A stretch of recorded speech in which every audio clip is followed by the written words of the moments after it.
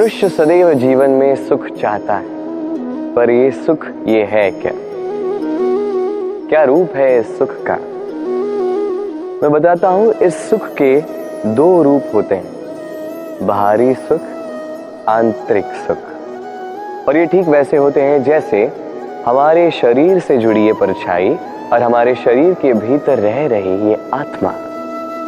यदि बात की जाए परछाई की, तो कभी आप देखिए सायंकाल में, प्रातः काल में ये परछाई लंबी होती जाती है। जैसे ही सूर्य सर के ऊपर आ जाता है, ताप बढ़ जाता है, ये छोटी हो जाती है। और जैसे ही अंधकार आ जाता है, ये परछाई आपका साथ ही छोड़ देती है। ऐसा ही होता है बाहरी सुख। यदि बात की जाए हमारे शरीर के भीतर रह रही इस आत्मा की, तो ये कभी हमारा साथ नहीं छोड़ती, सदैव हमारे साथ जुड़ी होती है। ऐसा ही होता है आंतरिक सुख, ये सदैव हमारे साथ रहता है। आंतरिक सुख किसी की सेवा का, आंतरिक सुख किसी की सहायता का, आंतरिक सुख प्रेम का, ये कभी साथ नहीं छोड़ता। वही बाहरी सुख, जब तक आपके पास संपन्नता है, कुछ लोग हैं, कुछ सुविधाएं हैं, ये बाहरी सुख आपके साथ रहेगा।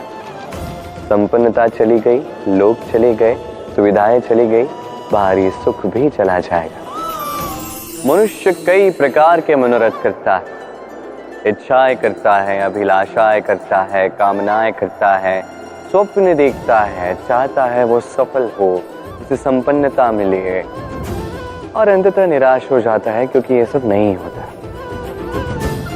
अब एक छोटा सा उदाहरण देता हूं।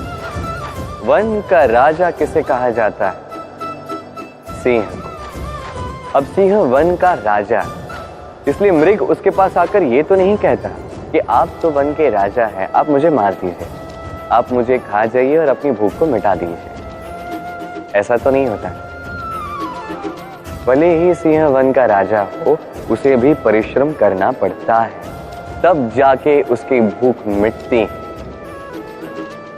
ऐसे ही आपके सारे स्वप्न, आपकी सारी इच्छाएं, आपकी सारी अभिलाषाएं, सारी आकांक्षाएं पूर्ण होंगी, अवश्य होंगी, परिश्रम से, केवल सोचने से नहीं। तो आप भी जीवन में परिश्रम कीजिए, अपने सारे स्वप्न पूर्ण कीजिए। राधे राधे।